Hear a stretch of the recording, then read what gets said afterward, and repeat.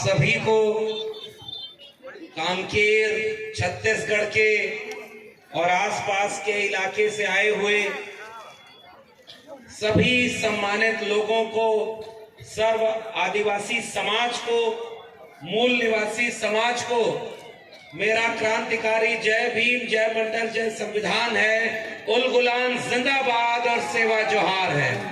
सेवा जोहार। सबसे पहले विश्व आदिवासी दिवस यानी वर्ल्ड इंडिजिनियस डे का हमारी तरफ से आप सबको बहुत बधाई कि हम सब के लिए एक बहुत बड़ा दिन आज का है। और दुनिया भर में जो मूल निवासी है, जो इंडिजीनियस है, जिसने इस दुनिया को रहने लायक बनाया है, जो हाथ से श्रम करके, मेहनत करके इस दुनिया में अब तक संघर्ष करके जीने लायक माहौल बनाया है, उन सब का दिन है। इसलिए हम पूरी दुनिया के उस मेहनतकश लोगों को यहाँ से सेवा जोहार कहना चाहते हैं और उल गुलाम जिंदाबाद कहना चाहते हैं। और ये आज का दिन ये बताता है कि ये दुनिया बहुत विपरीत थी। मैं जब एक कार्यक्रम से आपके बीच में आ रहा था तो रास्ते में फोन आया कि बारिश आ गई है, आप लोग जल्दी आ जाइए। मैं रास्ते में यही सोच रहा था कि जिन मूल निवासी सर्वरत से विपरीत मौसम में लड़ते हुए हमारे लिए इतना सुकून की दुनिया छोड़ गए, तो उनके लोग इस बारिश से घबराने वाले नहीं हैं और वो सारे यहाँ रहेंगे और जब तक अपना पूरा कार्यक्रम का मकसद पूरा नहीं। और यहाँ हजारों की संख्या में आप लोग यहाँ इकट्ठा होकर के ये बता रहे हैं कि चाहे मौसम की विपरीत मार हो, चाहे जालिम सरकारों की विपरीत नीतियां हो, उन सब से डरने और घबराने वाले ये मूल निवासी सर्व आदिवासी लोग नहीं हैं। इस बात के लिए भी हम आपको बधाई देना चाहते हैं। और बधाई इस बात के लिए भी कि अब तक हमने ये देखा कि जब आज ये विश्व आदिवासी दिवस मनाया जाता है तो लोगों को लगता है कि डीजे बजा करके नाचने गाने का उत्सव है, और ये है भी। जहां हम रायपुर से लेकर यहां तक आए और अब तक जितनी बार देश भर में घूमे हैं, पिछली बार 9 अगस्त को हम महाराष्ट्र और मध्य प्रदेश के बॉर्डर इलाके में दामोह में ऐसे ही बड़ी रैली में थे। उसके पहले हम यहां पर धमतरी और तुंडी वहां गए, फिर नागपुर और गढ़चिरौली तक गए। इस पूरी बेल्ट में हमने देखा है आज भी धरती पर जहां हरियाली है, जल जंगल जमीन है, जहां सबसे ज्यादा खनिज है, वो सबको बचाए हुए सबसे ज्यादा आदिवासी है। और उन आदिवासियों के संघर्ष को हम सलाम करते हैं कि पूरे देश में आदिवासी उसको बचाए। तो आप सबको इस बात के लिए मैं बधाई देता हूं और सर्व आदिवासी समाज जिला कांकेर के पूरी आयोजन समिति को बधाई देता हूं कि आज के कार्यक्रम को उन्होंने केवल नाच गाना और उत्सव का कार्यक्रम नहीं बनाया। आज के कार्यक्रम को उन्होंने वैचारिक गोष्ठी बनाया है, ताकि यहाँ पर जब आप इतने दूर दूर से आए हैं तो सोचने और समझने आए हैं कि आज हमारे लोगों के ऊपर कौन कौन से नए खतरे आ गए हैं, कौन से नए हमले बढ़ गए हैं, क्या हमसे छीना जा रहा है, और जिसका वादा किया गया था क्या वो हमको मिल रहा है कि नहीं।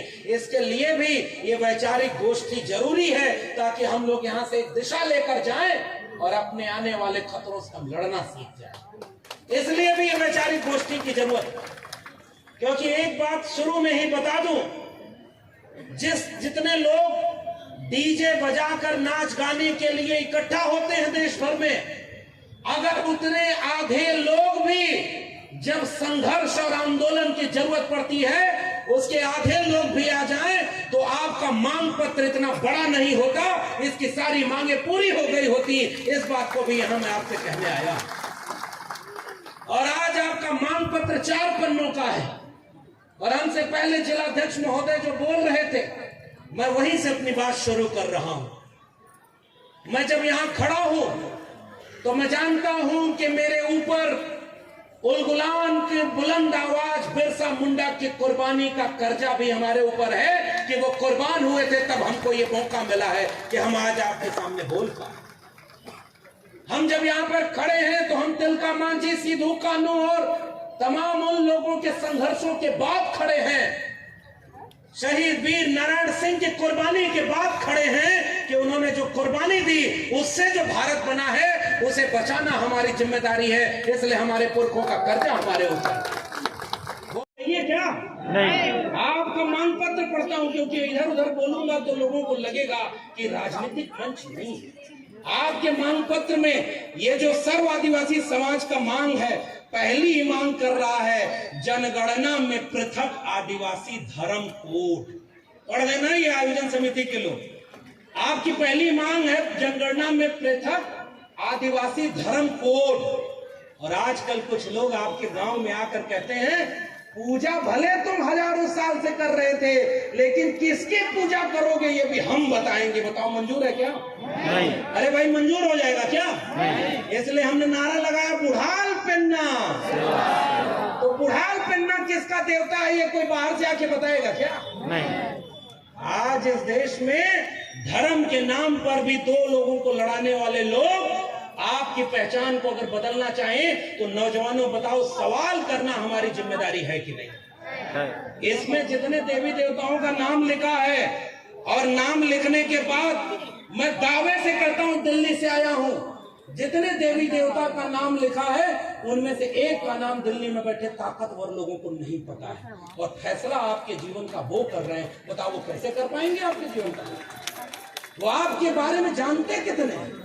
और इसलिए हम ये कहने आए हैं कि किसी बाबा साहब डॉक्टर भीमराव अंबेडकर के संविधान ने कहा कि राज्य का कोई धर्म नहीं होगा और सब नागरिक को उपासना के अवसर की स्वतंत्रता होगी। आप जिसको पूजना चाहते हैं आप पूजिए, जिसको नहीं पूजना है मत पूजिए, लेकिन सरकार इसके लिए चुनता है क्या? कुछ लोग कहते हैं कि देवी देवता पूछिए, और बाद में कुछ लोग आके कहते हैं कि हम ही को पूजिए क्योंकि हम नॉन बायोलॉजिकल। समझ गए कि नहीं? भाई हम अगर जनता हैं और हमने वोट दिया है तो सवाल में हम पूछेंगे कि नहीं? और सवाल आप वहीं से पूछेंगे, नेहरू से तो नहीं पूछेंगे। अरे भाई आप लंदन वाली सैंडो घाटी सभ्यता के वारिस हैं। हमसे लोकतंत्र सीखना होगा आपको, हमको आप लोकतंत्र नहीं सिखा सकते। इस देश के आदिवासी हम हैं, इसलिए लोकतंत्र हमने सबको सिखाया। जयपाल सिंह मुंडा को हम याद नहीं कर पाएंगे तो ये विश्व आदिवासी दिवस अधूरा रह जाएगा। जयपाल सिंह मुंडा खड़े होकर के संविधान सभा में ललकार रहे थे, तब अनुसूची 5 और अनुसूची 6 बनी। अनुसूची 5 और अनुसूची 6 से जो अधिकार आपको मिले,